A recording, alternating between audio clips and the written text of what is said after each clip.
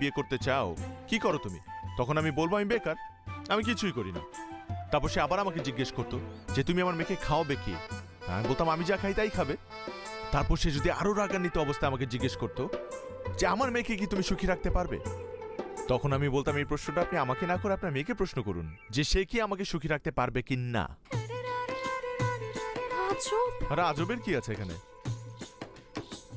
বিয়ের যত অ্যারেঞ্জমেন্ট, যত হ্যারাসমেন্ট সব তো আমাকে পোহাতে হচ্ছে। তুই প্যারা নিচ্ছিস কেন?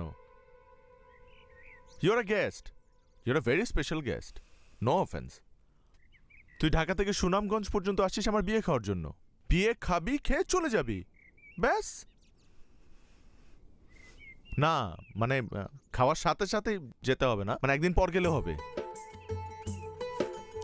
একদিন পরে চলে যাব? একদিন পর তো আমিই চলে যাবো বোকা, হানিমুনে যাবো না?